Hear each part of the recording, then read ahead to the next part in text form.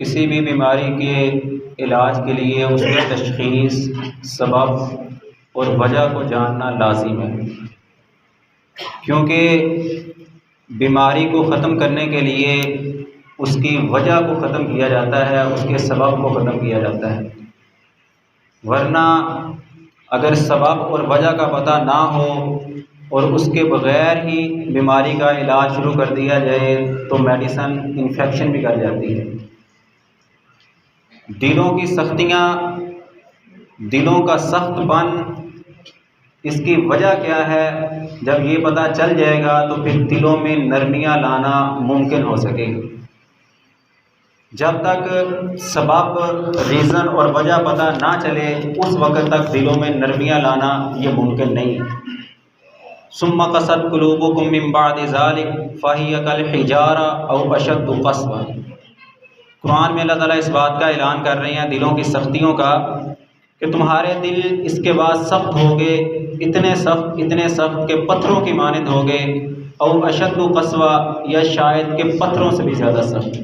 کیوں کہا پتھروں سے بھی زیادہ سخت؟ اسی کے آگے فرمایا کہ پتھروں میں سے کچھ ایسے پتھر ہوتے ہیں جن میں سے نہریں نکل پڑتی ہیں، پتھروں میں سے ہی کچھ ایسے پتھر ہوتے ہیں جن سے چشمے پھوٹ پڑتے ہیں، اور پتھروں میں سے کچھ ایسے پتھر ہوتے ہیں جو اللہ کے ڈر سے گر پڑتے ہیں۔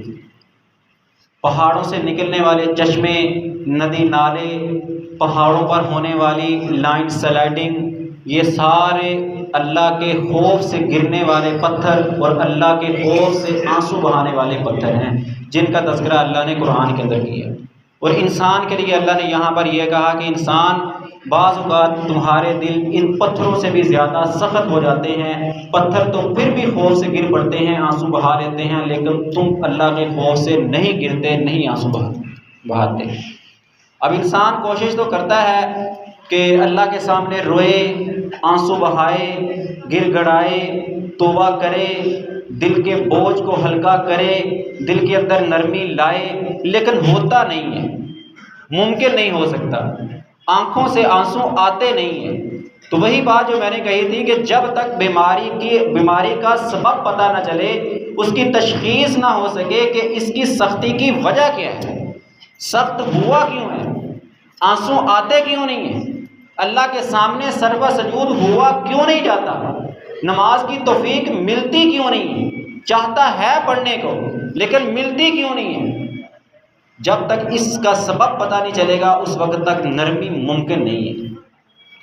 ابن ماجہ کی حدیث 4244، ابو ہریرہ رضی اللہ عنہ حدیث راوی ہیں، کہتے ہیں ان المؤمن، نبی صلی اللہ علیہ وسلم نے فرمایا ان المؤمن اذا اذنب كان نقطة سوداء في قلبه، جب انسان کوئی گناہ کرتا ہے تو اس کے گناہ کی وجہ سے اس کے دل پر ایک سیاہ نقطہ لگتا ہے۔ دل تھا نا، جس طرح کوئی انسان نئی چیز خریدتا ہے بالکل اچھی صاف ستھری، پھر آہستہ آہستہ معاشرے کا گرد و غبار، سورج کی تپش، روشنی اس کے اوپر پڑنی شروع ہوتی ہے، اس کے اوپر میل کچیل، گرد و غبار، اس کا بوجھ بننا شروع ہوتا ہے، اس کا وزن بڑھنا شروع ہو جاتا ہے، تو یہ اس کے بوجھل ہونے کے سبب ہے۔ تو دل کے بوجھل ہونے کا پہلا سبب ابو ہریرہ رضی اللہ عنہ نبی صلی اللہ علیہ وسلم سے بیان کرتے ہیں کہ یہ جو صاف ستھرا بالکل دل تھا، اس کا سب سے پہلا سبب کیا ہے؟ اذا اذنب كانت نقطة سوداء في قلبه، جب یہ گناہ کرتا ہے تو اس کے دل کے اوپر ایک سیاہ نقطہ لگ جاتا ہے، بوجھل ہوا، تھوڑا سا دل بوجھل ہوا گناہ کرنے کے بعد۔ فَإِن تَابَ وَنَزَعَ، اگر وہ توبہ کر لے اور پہلو تہی کر لے، گناہ چھوڑ دے، واستغفر، اللہ سے بخشش مانگ دے، سُوقِلَ قَلْبُهُ، تو اس کا دل صاف کر دیا جاتا ہے۔ ٹیوننگ ہوگی نا دل کی، بائک تھی، کار تھی، گاڑی تھی، موبائل تھا، اس کے اندر کوئی بھی خرابی آئی یا چلنے کی وجہ سے اس کے انجن میں کچرا آیا، خرابی آئی، تو ہم نے اس کی ٹیوننگ کروائی۔ اسی طرح یہ دل انجن ہے انسان کی باڈی کا، جیسے جیسے یہ چلتا ہے اس کی ٹیوننگ لازمی ہے۔ انسان نسیان، غلطی سے نکلا ہے، غلطیاں گناہ ہو جانا یہ ممکن ہے، اور اس کی ٹیوننگ کے لیے توبہ کا دروازہ رب نے رکھا، توبہ کرتا ہے، استغفار کرتا ہے، اور کہا نازع، اس غلطی سے پہلو تہی اختیار کرتا ہے، چھوڑ دیتا ہے، دوبارہ نہیں کروں گا، تو پھر کیا ہوتا ہے؟ اس کا دل اللہ تعالیٰ صاف کر دیتا ہے، ٹیوننگ ہو جاتی ہے اس کے دل کی۔ صاف ہو جاتا فَإِنْ ذَلِكَ فَزَادَتْ الَّذِي ذَكَرَهُ فِي كِتَابِهِ، اگر وہ توبہ نہیں کرتا، اللہ کے سامنے روتا گڑ گڑاتا نہیں ہے، تو وہی ایک نقطہ لگا رہتا ہے، اس کے انجن کے اندر وہ کچرا پھنسا رہتا ہے، صاف نہیں ہوتا دل، پھر گناہ کرتا ہے، کیونکہ پہلے والے گناہ کا اثر بھی باقی تھا، پھر گناہ کرتا ہے، پھر دوسرا نقطہ لگ جاتا ہے، پھر گناہ کرتا ہے، تیسرا نقطہ لگتا ہے، حتیٰ کہ لگتے لگتے اس کا انجن بلاک ہو جاتا ہے، اس کے موبائل کا سسٹم ہینگ ہونا شروع ہو جاتا ہے، فرمایا اس کا پورا دل سیاہ ہو جاتا ہے، اب اس کا پورا انجن کروانا پڑے گا۔ میں کہتا ہوں جی میں تو اللہ کے سامنے آتا ہوں، ہاتھ بھی اٹھاتا ہوں، رونے کی کوشش بھی کرتا ہوں، سر بسجود بھی ہوتا ہوں، آنکھوں سے آنسو نہیں جاتے۔ او بھائی پہلے ٹیوننگ نہیں کروائی سارا سال، گناہ گناہ گناہ گناہ گناہ کرتے کرتے وہ کچرا کچرا کچرا پھنستے پھنستے پھنستے اب تیرا انجن ہینگ ہو چکا ہے، اس کو انجن نیا کروانے کی ضرورت ہے۔ یہی بات پھر آگے نبی صلی اللہ علیہ وسلم نے قرآن کی وہ آیت پڑھی، کلا بل ران علی قلوبہم ما کانوا یکسبون، ہرگز نہیں، بلکہ یہ لوگ جو دین کو سمجھتے نہیں ہیں، اللہ والے نہیں بنتے، اللہ کی طرف آنے کی کوشش نہیں کرتے، ان کے دلوں کے اوپر زنگ لگ چکا ہے۔ کلا بل ران علی قلوبہم ما کانوا یکسبون، وہ زنگ اللہ کی طرف سے نہیں لگا، بلکہ وہ انسان کے اپنے کرتوتوں کی وجہ سے، انسان کے اپنے اعمال کی وجہ سے، انسان کی سیاہ کاریوں کی وجہ سے، انسان کے گناہوں کی وجہ سے، انسان کے آپس کے خراب تعلقات کی وجہ سے لگے۔ ایک تو یہ سبب ہے نا دل کے سخت ہونے کا کہ گناہ کرتا گناہ کرتا گناہ کرتا، یہ گناہوں کی وجہ سے، اور دوسرا ہم آپس میں ایک دوسرے کو معاف نہیں کرتے، فلاں نے میرے بارے میں یوں کہا تھا، ایک بات آ گئی نا، اس کو ہم نے دل میں سما لیا، ذہن میں نہیں۔ یہ سوچنا سمجھنا میموری کارڈ، انسان کے جسم کا میموری کارڈ دل ہے، دماغ نہیں ہے۔ قرآن میں بے شمار جگہ پر اللہ تعالیٰ نے اس کی دلائل پیش کی ہے، ختم اللہ علی قلوبہم، ان کے دلوں پر رب نے مہریں لگا دی، وہ سمجھتے نہیں ہیں۔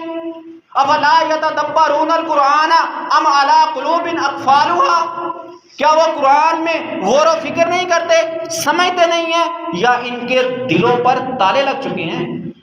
سوچنا سمجھنا، کام کرنے کا ارادہ کرنا، کرنا نہ کرنا، یہ سارے دل کے کام ہیں، یعنی یہ دل انسان کے جسم کا میموری کارڈ ہے، اس کو رب نے سٹوریج کا آلہ بنایا ہے، اس کے اندر انسان دوسروں کے بارے میں جو خیالات کرتا ہے وہ یہاں سٹور ہوتے ہیں، اچھائیاں یہاں آتی ہیں، برائیاں یہاں آتی ہیں۔ فرمایا کہ جسم کے اندر ایک ٹکڑا ہے، اذا صلحت صلح الجسد کلہ، جب یہ ٹکڑا درست ہوتا ہے تو پورا جسم درست ہوتا ہے، نبی محمد صلی اللہ علیہ وسلم کا فرمان۔ اور جب یہ ٹکڑا خراب ہو جاتا ہے، اس کا سسٹم صحیح کام نہیں کرتا، اس کی وائرنگ خراب ہو جاتی ہے، تو پورے کا پورا جسم ڈسٹرب ہوتا ہے، پورا جسم خراب ہو جاتا ہے۔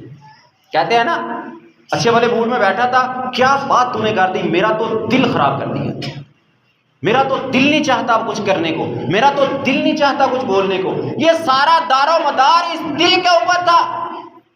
الا وہی القلب، خبردار وہ ایک ٹکڑا جس کے اوپر پورے جسم کا انحصار تھا، درست ہے تو سارا جسم درست، خراب ہے تو سارا جسم خراب۔ فرمایا نبی محمد صلی اللہ علیہ وسلم نے، الا وہی القلب، خبردار سن لو امت محمدیہ کے لوگوں، یہ انجن تمہارے جسم کا دل ہے۔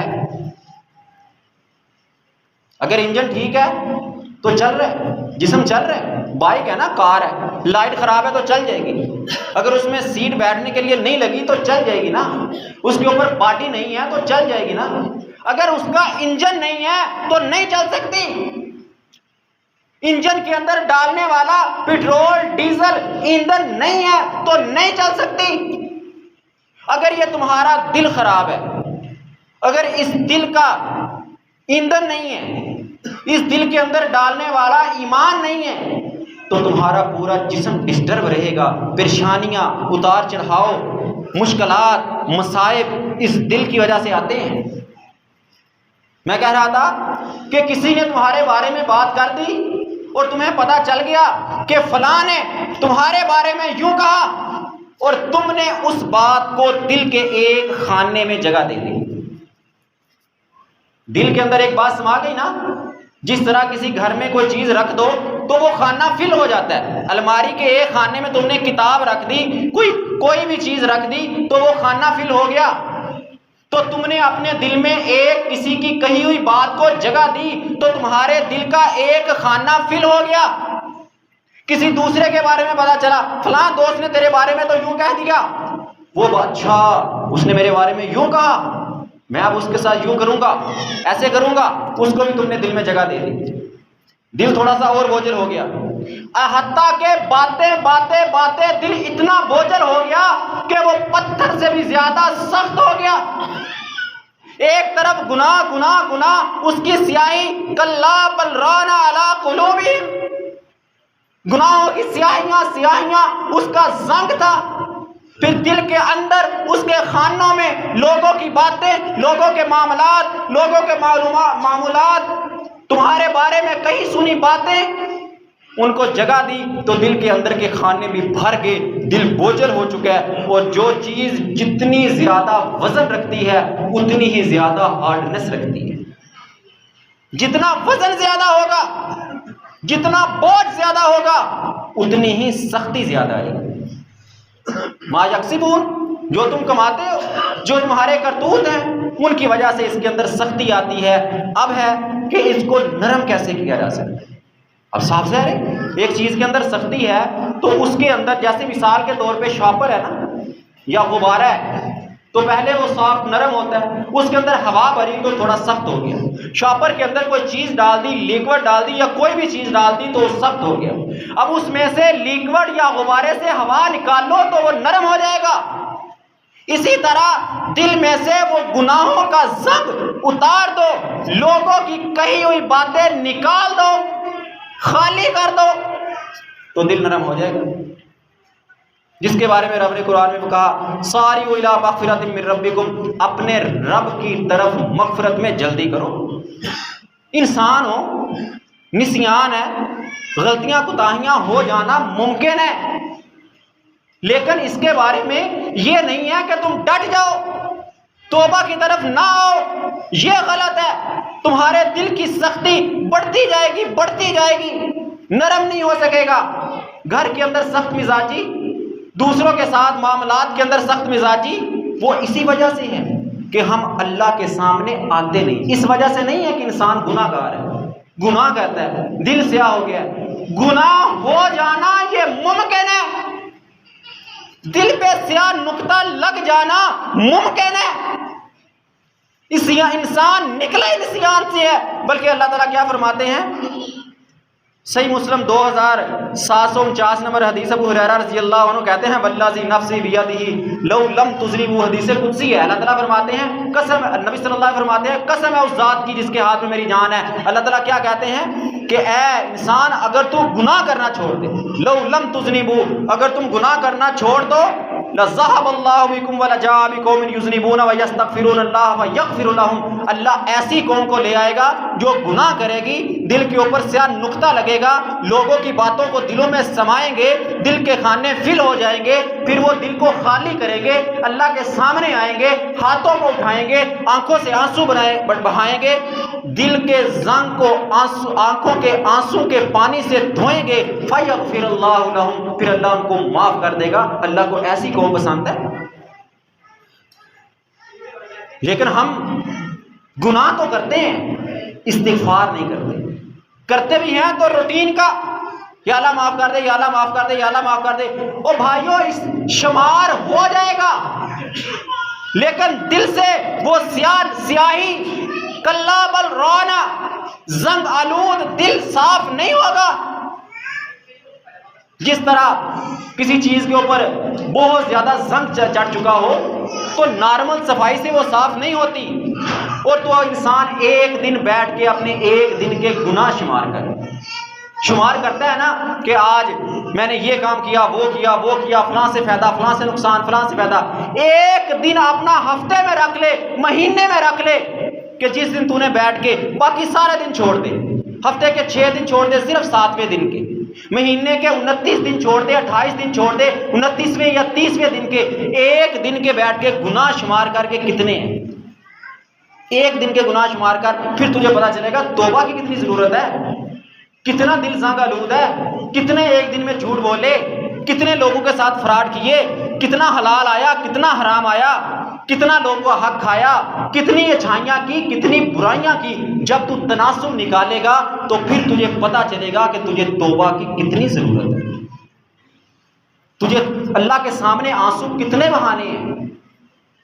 کچھ لوگ کہتے ہیں نہیں ہمیں تو اللہ کے سامنے آنسو آتے نہیں ہیں، کیونکہ ہم آنسو لانا نہیں چاہتے، ہم اپنے گناہ معاف کروانا چاہتے نہیں ہیں۔ رب نے تو کہہ دیا گناہ ہو جانا ممکن ہے، تم گناہ نہیں کرو گے تو اللہ تمہیں مار کے ایسی قوم لائے گا جو گناہ کرے گی پھر توبہ کرے گی۔ ساریوں الی مغفرۃ من ربکم، رب نے اعلان کیا قرآن میں، لیکن ہم نہیں کرنا چاہتے۔ وہ بندہ بیٹھا، مثال ہے، درست ہے غلط ہے اللہ بہتر جانتا ہے، لیکن نصیحت آموز ہے۔ نبینا تھا بیچارہ، آنکھوں سے بیٹھا دعا مانگ رہا تھا، یا اللہ آنکھیں دے دے، یا اللہ آنکھیں دے دے، یا اللہ آنکھیں دے دے۔ بادشاہ گزرا وہاں سے، اس نے کبھی کیا مانگ رہا ہے؟ اس نے اللہ سے آنکھیں مانگ رہا ہوں۔ کتنا عرصہ ہو گیا ہے؟ 1 سال ہو گیا ہے، دعا کرتا ہوں روزانہ، آنکھیں مانگ رہا ہوں، ملی ہیں؟ نہیں ملی۔ میں جا رہا ہوں فلاں علاقے تک، واپس آؤں گا، اسی راستے سے گزروں گا، اگر آنکھیں نہ ملی ہوئی تو تیرا سر تن سے جدا کر دوں گا۔ کیا فائدہ تیرا ایسی زندگی کا جس میں آنکھیں نہیں؟ بادشاہ تھا نا، کیا کر سکتا تھا؟ نبینا تھا بیچارہ، چلا گیا بادشاہ کہہ کے۔ اب اس کو پتا تھا کہ چند لمحے باقی ہے، لے سکتا ہے تو لے لے اللہ سے۔ رویا، گڑ گڑایا، آنسو بہائے، چہرے کو آنسوؤں سے تر کیا، وہ دل زنگ آلود تھا، رو رو کے دل کے آنکھوں کے آنسو دل کو صاف کیا، خانوں کو خالی کیا، ٹیوننگ اچھی کروائی۔ بادشاہ سلامت واپس گزر رہے ہیں، دیکھا تو بندے کی آنکھیں، اچھا ماشاءاللہ آنکھیں مل گئی۔ اس نے کہا بھئی کیا معاملہ ہے، تو اتنا 1 سال گزر گیا، آنکھیں مانگ رہا تھا نہیں مل رہی تھی، اور آج ایک رات میں، ایک دن میں، یا چند لمحوں میں تجھے آنکھیں مل گئی؟ اس نے کہا مانگنے کا طریقہ ہی اب پتہ چلا، پہلے تو میں خانہ پوری کر رہا تھا، روایتی مانگ رہا تھا۔ ہم بھی بس وہ روایتی، جس طرح ہمارے معاشرے میں ایک رسم بن چکی ہے، نماز پڑھی، ہاتھ اٹھائے، نہ جانے مانگنے والا کیا مانگ رہا ہے، نہ جانے آمین کہنے والے کس بات پہ آمین کہہ رہے ہیں۔ روایتی دعا مانگی اور چلے گئے، نہ مانگنے والوں پر تان و تشنیع کر کے چلے گئے، اور مانگنے والے نہ جانے کیا مانگ کے چلے گئے۔ مانگنی ہے تو مانگ، اللہ کے سامنے ایسے مانگ کہ تجھے 100% نہیں 1000% یقین ہو کہ میں نے جو مانگا ہے وہ ملے گا، جو میں نے بخشش رب سے کروائی ہے وہ بخشش ہو کے رہے گی۔ یہ ہو نہیں سکتا کہ میرے ہاتھ اٹھے اور رب معاف نہ کرے، یہ ہو نہیں سکتا کہ میری آنکھوں سے آنسو نکلے اور میرے دل کا زنگ نہ اترے، یہ ہو نہیں سکتا میں رب سے بخشش کرواؤں، رب میرے گناہوں پہ قلم نہ پھیرے، یہ ہو نہیں سکتا کہ میں رب سے جنت مانگوں، رب مجھے جنت میں داخلہ نہ دے، یہ ہو نہیں سکتا میں جہنم سے پناہ مانگوں، جہنم سے نجات کے سرٹیفکیٹ مانگوں اور رب مجھے معاف نہ کرے، یہ ہو نہیں سکتا۔ ایسی پاور لا اپنی دعا کے اندر۔ بچہ ہے نا، مانگتا ہے ماں سے، رو کے مانگتا ہے، ماں نہیں دیتی، جب وہ تڑپ کے مانگتا ہے، رونے کے ساتھ تڑپ آتی ہے، ماں کی ممتا جاگتی ہے، اور ماں کی بچے کے ساتھ محبت کچھ بھی نہیں ہے۔ تیرا رب 20 ماؤں سے زیادہ تیرے ساتھ محبت کرنے والا ہے، کیوں نہ معاف کرے گا رب؟ ساریو الی مغفرۃ من ربکم، اپنے رب کی طرف مغفرت میں جلدی کرو، جو طریقہ ہے بخشش کا اس طریقے کے اوپر آؤ۔ صحیح مسلم 2769 موسیٰ اشعری رضی اللہ عنہ کہتے ہیں ان اللہ عز و جل یبسط یدہ باللیل لیتوب مسیء النہار، اللہ تعالیٰ ہر رات کو اپنے ہاتھوں کو پھیلاتا ہے تاکہ دن کو گناہ کرنے والوں کو معاف کر دے، وَيَبْسُطُ يَدَهُ بِالنَّهَارِ لِيَتُوبَ مُسِيءُ اللَّيْلِ حَتَّى تَطْلُعَ الشَّمْسُ مِنْ مَغْرِبِهَا، اور دن کو اپنے ہاتھوں کو پھیلاتا ہے تاکہ رات کو گناہ کرنے والوں کو معاف کر دے۔ یہاں تک کہ توبہ کا دروازہ بند ہوگا، مغرب سے سورج طلوع ہو جائے گا، جب تک سورج مغرب سے طلوع نہیں ہوتا توبہ کا دروازہ بند نہیں ہوتا۔ رب ہر رات ہر صبح آتا ہے، ہاتھوں کو پھیلاتا ہے، میرے اور تیرے ہاتھ پھیلانے کی طرح نہیں، وہ رب کے ہاتھ ہیں، جس طرح رب کی شان کے لائق ہے رب اس طرح ہاتھ پھیلاتا ہے، آوازیں لگا رہا ہے، وہ لوگوں بخشش کروا لو، مجھ سے بخشش کروا لو، لیکن ہم ہیں کہ ہمارے کان پہ جوں تک رہی نہیں۔ کتنے رمضان گزر گئے، کتنی سحری کے وقت گزر گئے، آج اس رمضان کے کتنے روزے گزر گئے۔ ہر انسان اپنے گریبان میں خود جھانک کے دیکھے کہ میں نے کتنی بار آنسو بہائے۔ آج کتنا روزہ ہے؟ 23واں روزہ ہے، 23واں۔ چھوڑ دو آج کے روزے کو، 22 روزے گزر گئے۔ 44 بار اس رمضان میں رب نے ہاتھ پھیلا چکا ہے تمہارے سامنے۔ کوئی بندہ کسی کے گھر چل کے چلا جائے نا، چل کے، تو وہ معاف نہ کرے، اس کو اپنا نہ بنائے، اپنی وہ سابقہ غلطیاں ناراضگیاں ختم نہ کرے، تو لوگ تان کرتے ہیں۔ چل کے گھر آیا تھا، کچھ تو لاج رکھ لیتا، کچھ تو معافی دے دیتا، بول چال تو کر لیتا، سلام دعا تک تو آ جاتا۔ اور رب تیرے گھر ہر صبح ہر شام 2 وقت آ رہا ہے، ہاتھوں کو پھیلا رہا ہے، اور گناہگار انسان معافی مانگ، تجھے معاف کرو۔ اور اس رمضان کے 44 بار، اس 22 روزوں کے اندر 22 رمضان گزر گئے، 22 روزے گزر گئے، 44 بار ہر صبح ہر شام رب آ چکا ہے، ہاتھوں کو پھیلا چکا ہے۔ او امت محمدیہ کے لوگوں اور دور دراز کے علاقے کے رہنے والوں، رب کے سامنے آ جاؤ۔ رات کو گناہ کیا تھا تو صبح معافی مانگ لو، دن کو گناہ کیا تھا تو شام کو معافی مانگ لو، رب تمہیں معاف کرنا چاہتا ہے۔ لیکن پھر وہی بات لوگوں کی کہ رب خود معافی دینا چاہتا ہے، ہم معافی نہیں مانگ رہے، ہمارے اندر وہ تڑپ نہیں ہے معافی مانگنے کی، ہمارا وہ طریقہ نہیں ہے، مستقل مزاجی نہیں ہے، گناہوں کو چھوڑنے کا پختہ ارادہ نہیں ہے، خلوص نہیں ہے دعا کے اندر۔ آج رب کہتا ہے معافی مانگ لو، ہم نہیں مانگ رہے۔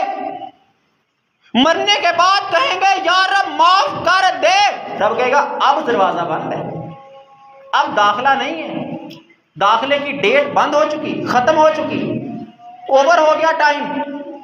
سانسیں چلنے تک داخلے کھلے تھے، ایڈمیشن اوپن تھے، توبہ کے دروازے سے انٹر ہو سکتے تھے۔ کتنا بدقسمت ہوتا ہے وہ طالب علم جس کو آفر ملے اچھے کالج یونیورسٹی کے اندر داخلے کی، اچھے سکول میں، اچھی جاب میں، کہ فلاں ڈیٹ تک آ جاؤ تمہارا ایڈمیشن فری ہوگا، تمہیں داخلہ فری ملے گا، تمہیں یہ سہولیات بھی دی جائیں گی۔ لیکن اگر وہ اپنی اس تاریخ کو گزار دے، ڈیٹ اوور کر دے، کتنا اس کو ہم معاشرے کے اندر تان کرتے ہیں، بدقسمت کہتے ہیں اس کو۔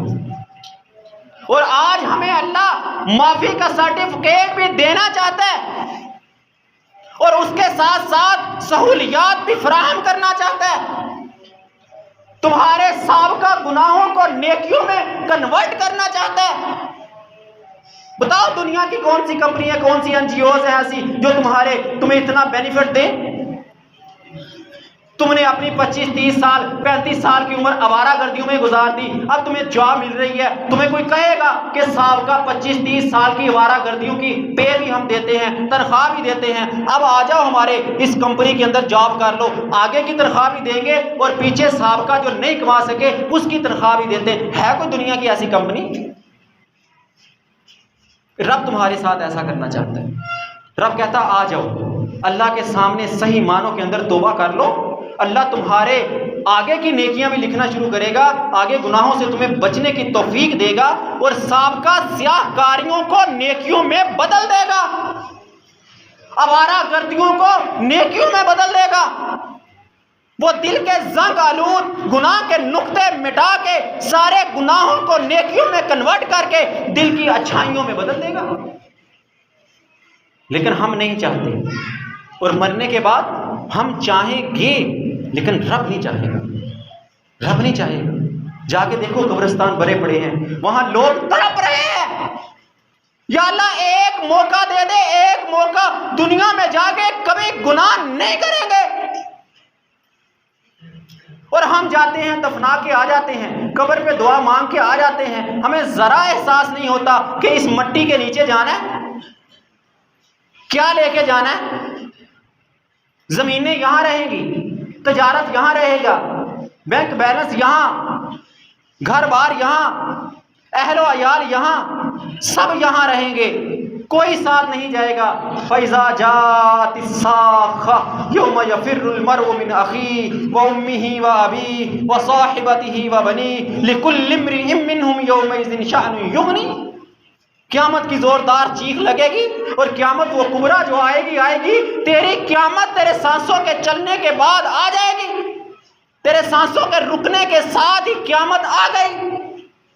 تو پکارے گا، وہ میری ماں جو محبت سے مجھے کھانا دیا کرتی تھی، میرا باپ جو مجھے محبت سے کما کے لا کے دیا کرتا تھا، میرا بھائی جو میرا دایاں بازو ہوا کرتا تھا، وہ میرے رشتہ دار، میرے اہل و عیال جو ہر خوشی اور غمی میں میرے ساتھ کھڑے ہوا کرتے تھے، وہ کوئی میرا ساتھ دے جائیں، نکال دیں اس مشکل سے، اس آفت سے۔ لِكُلِّ امْرِئٍ مِّنْهُمْ يَوْمَئِذٍ شَأْنٌ يُغْنِيهِ، لیکن اللہ کہتا ہے اس دن ہر بندے کی ایک اپنی حالت ہوگی، وہ دوسرے سے بے پرواہ ہوگا، ہر بندہ اپنی اپنی قبر میں پڑا اپنے اپنے انجام کو پہنچ چکا ہوگا۔ ہم رسم و رواج نہیں چھوڑتے، بدعات خرافات نہیں چھوڑتے، خاندان کی وجہ سے لوگ کیا کہیں گے؟ انا للہ و انا الیہ راجعون کے علاوہ کچھ نہیں کہیں گے۔ راہ راست پہ نہیں آتے، صراط مستقیم مل جانے کے باوجود نہیں آتے، حرام نہیں چھوڑتے، اولاد کو کہاں سے کھلائیں؟ مہنگائی کا دور ہے، کہیں تو کما کے لانا پڑے گا، یہی اولاد قیامت کے دن کام نہیں آئے گی، تو آوازیں دیتا رہے گا، بلاتا رہے گا، تیری بات نہیں سنیں گے۔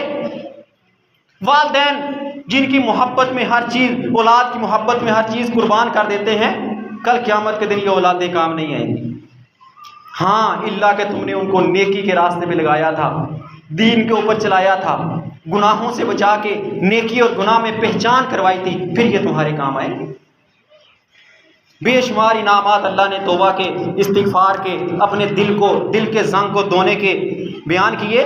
سب سے پہلا اللہ کی رضا حاصل ہوتی ہے، فرشتوں کی دعا کا حصول ہوتا ہے۔ فاغفر للذین تابوا واتبعوا السبیل کا فرشتے دعا کرتے ہیں، یا اللہ جو تیرے سامنے استغفار کرتے ہیں، توبہ کرتے ہیں، ان کو معاف کر دے، جو تیرے رستے پہ چلنے والے ہیں ان کو معاف کر دے۔ فرشتے ایسے لوگوں کے لیے دعائیں کرتے ہیں، کیا فرشتوں کی دعائیں رب قبول نہیں کرے گا؟ صرف ہماری کمزوری ہے کہ ہم اب اللہ کے سامنے آتے نہیں، آتے بھی ہیں تو وہ صرف روٹین ورک، روٹین کا، جیسے میں نے بتایا نماز پڑھی، ہاتھ اٹھائے، پتہ نہیں کیا یعلمون تعلمون بولا اور ہو گئے۔ رب ایسی توبہ قبول نہیں کرتا۔ اللہ کی محبت حاصل ہوتی ہے، ان اللہ یحب التوابین و یحب المتطہرین، بہت زیادہ توبہ قبول کرنے والوں کو، گڑ گڑانے والوں کو، آنسو بہانے والوں کو، آہو زاری کرنے والوں کو، اپنے دل کے زنگ کو آنسوؤں کے ساتھ دھونے والوں کو، دل سے لوگوں کی باتوں کو نکال دینے والوں کو، لوگوں کو معاف کر دینے والوں کو اللہ پسند کرتا ہے، اور بہت زیادہ پاکیزہ رہنے والوں کو اللہ پسند کرتا ہے۔ اور ہمارے معاشرے میں ایک ہی بہانہ چلتا ہے، نماز پڑھ لو، کپڑے پاک نہیں ہیں، اور تم مومن ہے تو کپڑے پاک ہونا لازم ہے، کپڑے پاک نہیں ہیں تو تیرا ایمان خطرے میں ہے، تیرا مومن ہونا شک شبہ میں ہے۔ کیا فرشتوں کا قبر میں یہ کہہ کے جان چھڑا لے گا نماز اس لیے نہیں پڑھی تھی، کپڑے پاک نہیں تھے، چھوڑ دے گے جان، 2 ہتھوڑے مزید ماریں گے کہ تم مومن تھا نا، امت محمدیہ کا فرد تھا، اور تو کیا قرآن میں نہیں پڑھا تھا ان اللہ یحب التوابین و یحب المتطہرین؟ اللہ بہت زیادہ پاکیزہ رہنے والوں کو پسند کرتا ہے۔ ہاں تیرے کپڑے خراب ہوئے تھے تو ان کو پاک کرتا، ان کو صاف کرتا، ان کو دھو لیتا، ان کو تبدیل کر لیتا، لیکن نماز کی چھٹی تجھے کس نے دی تھی؟ واتقوا واقیموا، اللہ سے ڈر جاؤ اور نماز قائم کرو۔ ولا تکونوا من المشرکین، مشرکوں میں سے مت ہو جاؤ۔ یہاں رب نے نماز نہ پڑھنے والوں کو مشرک قرار دیا، اور ہم اگرچہ مگرچہ چونکہ چنانچہ 1 پڑھ لی 2 چھوڑ دی، 3 پڑھ لی 2 چھوڑ دی، ایسے کہہ کے کیسے اسلام میں داخل ہو گئے؟ اللہ کے نبی صلی اللہ علیہ وسلم کا دور، خلافت راشدہ کا دور، بنو امیہ کا دور، ان تین ادوار کے اندر کوئی ایک مثال ایسی نہیں ہے کہ نماز نہ پڑھنے والوں کو مسلمان سمجھا جاتا ہو۔ خلافت عباسیہ کا دور آیا، چونکہ چنانچہ اگرچہ مگرچہ کہنے والے آگے، رخصتے دینے والے آگے، ڈنڈی مار لوگ آگے، کوئی بات نہیں، انکار نہ کرو، بس پڑھ لو، سستی ہو گئی ہے تو کوئی نہیں، اللہ معاف کر دے گا۔ سن تجھے ایک حدیث سناتا جاؤں، بین الرجل والکفر والشرک ترک الصلاۃ، آدمی اور کفر و شرک کے درمیان فرق کرنے والی چیز نماز ہے، نماز کو چھوڑنا ہے۔ یہاں ایک بات سمجھنا، نبی صلی اللہ علیہ وسلم نے ترک الصلاۃ کہا ہے، انکار الصلاۃ نہیں کہا۔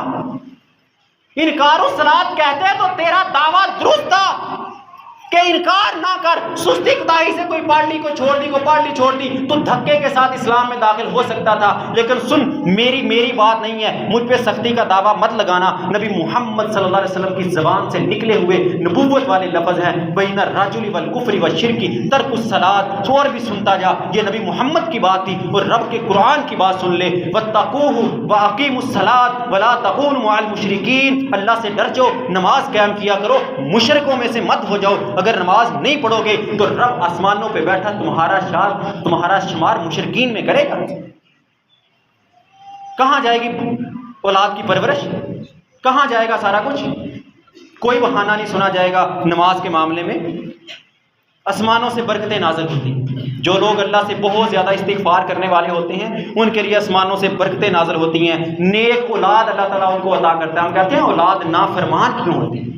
کیونکہ ہم اللہ سے استغفار نہیں کرتے۔ ابراہیم علیہ السلام نے جہاں بھی دعا مانگی نا، مکے میں رزق کی دعا مانگی تو ساتھ اولاد کے نیک ہونے کی دعا مانگی۔ یعقوب علیہ السلام کی دعائیں قرآن کے اندر، ابراہیم علیہ السلام کی دعائیں، اسماعیل علیہ السلام کی دعائیں، اسحاق علیہ السلام کی دعائیں، سارے انبیاء کی دعائیں، انہوں نے اپنی اولادوں کے نیک ہونے کی دعائیں مانگی، اپنے لیے استغفار، اولادوں کو شرک سے بچانے کی دعائیں مانگی۔ ہم مانگتے ہیں یا اللہ اولاد کو اچھی ڈگری دے دینا، اچھی پوسٹ پہ جگہ دے دینا، بس اللہ وہ دے دیتا ہے، پھر اللہ اولاد کو عقیدہ نہیں دیتا، شرک اور توحید میں پہچان نہیں دیتا، اچھائی برائی میں پہچان حاصل نہیں ہو سکتی۔ اولاد کے لیے درست عقیدہ مانگو، اولاد کے لیے استغفار کرو، ان کے لیے اچھائی برائی کی پہچان مانگو، ان کے نیک ہونے کی دعائیں مانگو۔ جب تم خود استغفار کرو گے پھر اللہ تمہیں نیک اولادوں سے، بیٹوں کے لفظ اللہ نے بولے، اللہ تمہیں بیٹوں سے نوازے گا۔ لیکن آج دیکھ لو وہ نبی صلی اللہ علیہ وسلم کی حدیث کہ جس کی زندگی کے اندر رمضان آئے اور وہ کیا کہا تھا نبی صلی اللہ علیہ وسلم نے؟ سیڑھیوں پہ پاؤں رکھتے جا رہے ہیں، آمین آمین آمین کہتے جا رہے ہیں، صحابہ پریشان ہیں، کیا معاملہ ہے؟ کہا کہ جبرائیل علیہ السلام نے ان تینوں معاملوں میں سے کیا دعا مانگی تھی کہ جس کی زندگی میں رمضان آئے اور وہ اپنے گناہ معاف نہ کروا سکے، تباہ و برباد ہو جائے ایسا بندہ۔ اور نبی جبرائیل علیہ السلام کی دعا پر آمین کہنے والے کون تھے؟ نبی محمد صلی اللہ علیہ وسلم۔ 22 روزے گزر چکے ہیں، ہم 22 روزے، اگر اللہ نہ کرے، اللہ ہمیں ایمان والی صحت والی لمبی زندگی عطا فرمائے، اگر آج ہمارا سانسوں کا ناطا کٹ جاتا ہے، ہم دنیا چھوڑ کے چلے جاتے ہیں، رب پوچھے گا تمہیں 22 روزے دیے تھے، ان 22 روزوں میں صبح و شام 44 بار میں نے ہاتھ پھیلائے تھے، آ کے بخشش منگوا لو۔ ہر سحری کے وقت، رات کے آخری پہر میں رب آسمان دنیا میں نیچے اتر کے تمہیں آوازیں لگاتا رہا، لوگوں رزق مانگ لو، لوگوں بخشش کروا لو، لوگوں مشکلات حل کروا لو، لیکن تم نے کروائی تھی؟ تو پھر وہی نبی محمد صلی اللہ علیہ وسلم کے الفاظ، جس پہ جبرائیل علیہ السلام کے الفاظ اور محمد صلی اللہ علیہ وسلم کا آمین کہنا بد دعا کے اوپر کہ تباہ و برباد ہو جائے، پھر وہ تباہی اور بربادی کا سرٹیفکیٹ ہمارے گلے میں لٹک رہا ہے اگر ہم نے ابھی تک اپنے گناہوں کی معافی نہیں کروائی، یا ہمیں یقین نہیں ہے کہ ہم نے واقعی گناہ معاف ہو چکے ہمارے۔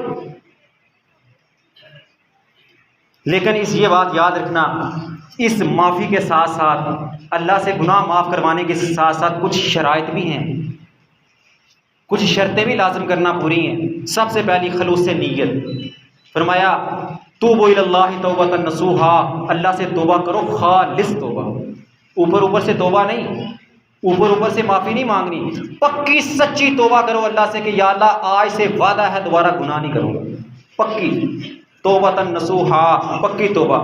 ندانی میں اگر دوبارہ گناہ ہو جائے تو پھر فوراً توبہ۔ کیا فرمایا؟ یتوبون من قریب، گناہ ہو جاتا ہے تو پھر قریب ہی دوبارہ فوراً توبہ کرتے ہیں۔ بعض لوگ سوال کرتے ہیں کہ توبہ تو کر لی پکا وعدہ اللہ سے کر لیا کہ گناہ نہیں کریں گے، گناہ پھر ہو گیا تو رب کا قرآن اعلان کر رہا ہے سورۃ النساء کے اندر، اللہ تعالیٰ فرماتے ہیں غلطی میں نادانی میں گناہ ہو گیا تو دوبارہ پلٹا پھر اللہ کے سامنے فوراً توبہ کر لے۔ تیسری شرط بیان کی، گناہ پہ اصرار نہیں کرنا، لم یصروا علی ما فعلوا، جو وہ کر چکے ہوتے ہیں اللہ سے توبہ کروا لیا پھر دوبارہ اس کے اوپر ڈٹے نہیں رہتے، دوبارہ نہیں کرتے، اس امید سے گناہ نہیں کرتے کہ پھر توبہ کر لیں گے۔ ہے نا ہمارے معاشرے میں کچھ لوگ ہوتے ہیں گناہ کر رہے ہیں، وہی غلط ہے، یہ جائز نہیں ہے، بس کوئی نہیں اللہ سے استغفار کر لیں گے نا، ایسے لوگوں کو اللہ معاف نہیں کرتا۔ یہ توبہ کی شرائط میں شامل ہے کہ دوبارہ اس گناہ کے اوپر ڈٹے رہنے والے نہ ہوں، گناہ پہ شرمندگی کا اظہار کرنے والے ہوں، کسی کا حق کھانے والے نہ ہوں۔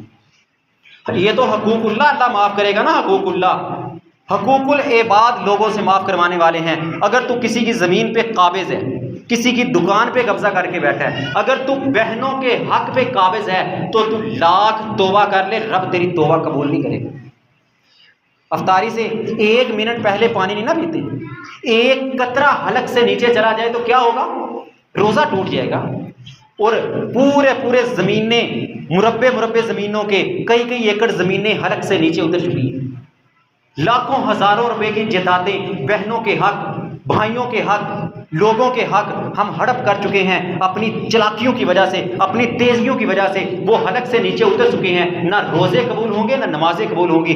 لوگوں کے حق لوگوں سے معاف کروانے ہوں گے، کسی کو گالی دی، کسی پر ظلم کیا، کسی پر زیادتی کی، کسی کے ساتھ لڑائی جھگڑا کیا، کسی کا حق کھایا، کسی کا مال چھینا، کسی کے حق پہ قبضہ کیا، کسی کے ساتھ دھوکہ فراڈ کیا، کسی کو حرام کھلایا، کسی سے حرام لیا، یہ ساری باتیں دنیا میں لوگوں سے معاف کروانی پڑے گی۔ اگر یہ معاملہ درست نہیں ہے تو ہماری توبہ اللہ کے ہاں قابل قبول نہیں ہے۔ یہ شرط ہے توبہ کی کہ لوگوں کے حق لوگوں سے معاف کروانے پڑیں گے۔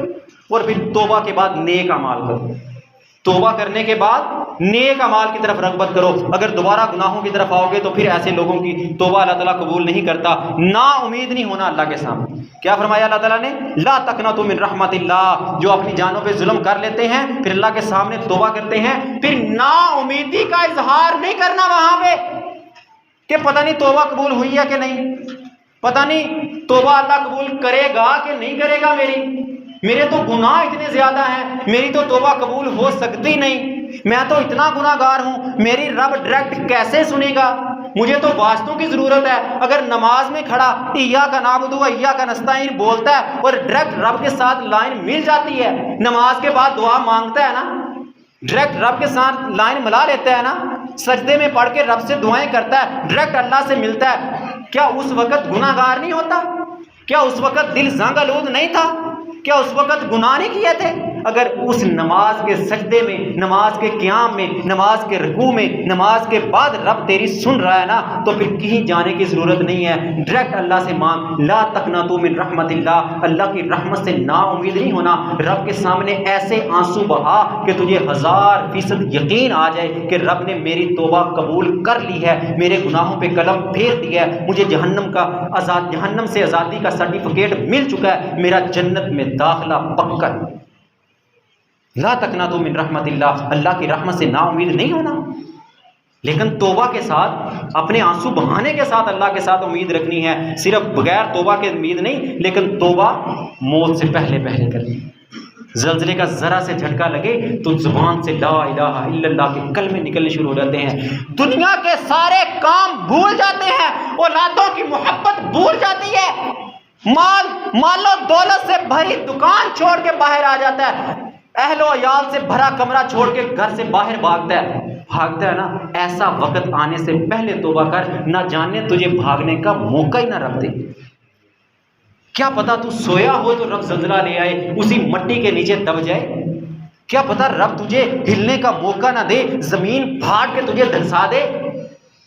موت کے آنے سے پہلے توبہ کر، جب تجھے موت کے فرشتے نظر آ جائیں، جس کو ہماری زبان میں کہتے ہیں آنکھیں تاڑے لگ گئی، جب آنکھیں تاڑے لگ جائیں گی تجھے موت کے آثار نظر آنے شروع ہو جائیں گے، پھر تو کہے گا یا اللہ میں توبہ کرتا ہوں، یا اللہ ایک بار موقع دے دے، میں نیکیاں ہی کروں گا، گناہ نہیں کروں گا۔ رب کہے گا اب نہیں، اب پہلے میں معاف کرنا چاہتا تھا، تو نے معافی نہیں کروائی، اب تو معافی چاہتا ہے، میری طرف سے دروازہ بند ہے، پھر رب کی طرف سے توبہ نہیں ہوگی۔ حرام کھانا چھوڑ دے، نبی محمد صلی اللہ علیہ وسلم فرماتے ہیں، صحیح مسلم کی 1015 نمبر حدیث، الرجل یطیل السفر اشعث اغبر یمد یدیہ الی السماء یا ربی یا ربی ومطعمہ حرام مشربہ حرام ملبسہ حرام غذی بالحرام فانا یستجاب لذالک۔ ایک بندہ آتا ہے اللہ کے سامنے، لمبا سفر کر کے آتے ہو نا جمعہ پڑھنے کے لیے دور دراز سے، کہ جمعہ پڑھیں گے، دین کے مسائل سنیں گے، سن کے ان کے اوپر عمل بھی کیا کرو۔ دور دراز سے آتا ہے، گرد و غبار ہے، کپڑوں پہ غبار ہے، سر پہ غبار ہے، ہاتھوں کو اٹھاتا ہے، یا ربی معاف کر دے، آنسو بھی بہا رہا ہے، اپنے دل کے زنگ کو اتارنا بھی چاہتا ہے، لیکن اللہ کے نبی صلی اللہ علیہ وسلم کیا کہہ رہے ہیں؟ مطعمہ حرام مشربہ حرام ملبسہ حرام، اس کی غذا حرام کی، اس کا پینا حرام کا، اس کا لباس حرام کا، اس کے سارے معاملات ہی حرام کے ہیں، اس کا کاروبار سود کا ہے، وہ ملاوٹ کر کے چیزیں بیچنے والا، وہ جھوٹ اور فراڈ کے ساتھ فروخت کرنے والا، لوگوں کو دھوکہ دے کے زیادہ منافع کمانے والا، کیا اس کے حرام کی وجہ سے وَأَنَّا يُسْتَجَابُ لِذَالِكَ، اللہ ایسے بندے کی توبہ کیسے قبول کر لے؟ حرام کھانا چھوڑو گے تو رب تمہاری توبہ قبول کرے گا، اور یہ مت سمجھنا کہ رب توبہ قبول نہیں کرے گا، رب توبہ قبول کرے گا۔ وہ بڑا مشہور واقعہ تم نے بھی سنا ہے، صرف اشارہ کر کے اپنی بات کو ختم کرتا ہوں۔ 99 بندوں کا قاتل تھا نا، 99 بندوں کا قاتل کیا کسی کے پاس، کسی عالم کے پاس پوچھا کہ بھائی توبہ ہو سکتی ہے؟ اس نے کہا کیا کیا ہے؟ 99 قتل کیے۔ کہا اچھا 99 قتل کر کے توبہ کروانے آ گیا، اتنا بڑا پاپی؟ اس نے کہا اچھا پاپی ہوں، گناہ ہے، نہیں ہو سکتی توبہ؟ اس نے اس کی بھی گردن اڑا دی۔ اس نے کہا سینچری تو پوری کرو نا، بعد کے معاملے بعد میں دیکھے جائے گی۔ 100 پورے ہو گئے، پھر کسی کے پاس گیا، کہا 100 ہو گئے، سینچری پوری ہو گئی، اب کیا کروں، توبہ ہو سکتی ہے؟ کہتا ہاں اللہ تو بڑا غفور الرحیم ہے، توبہ کر، لیکن شرط یہ ہے یہ گناہوں والی سرزمین چھوڑ، فلاں زمین پہ جا، وہاں نیک لوگ آباد ہیں۔ اسی لیے کہتے ہیں مجلس کا بڑا اثر ہوتا ہے۔ او بھائیو، اپنی اولادوں کو مجلس اچھی دو، ان کو سوسائٹی اچھی دو۔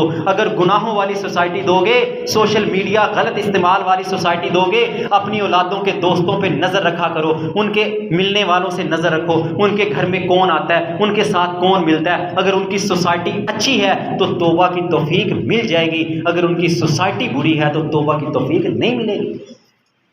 اچھے بندے کے پاس گیا تو اس نے توبہ کا راستہ دکھا دیا، نیک لوگوں کے پاس جا، توبہ کی توفیق مل جائے گی۔ ابھی وہاں پہنچا نہیں تھا، ابھی تھوڑا فاصلہ طے کیا تھا، فاصلہ زیادہ باقی تھا، موت کا وقت آ گیا، بڑا لمبا واقعہ ہے، لیکن اللہ نے اس کی زمین کو سمیٹ کے اس کی مغفرت کا سرٹیفکیٹ جاری کر دیا تھا۔ تمہاری توبہ رب کیوں نہ قبول کرے گا؟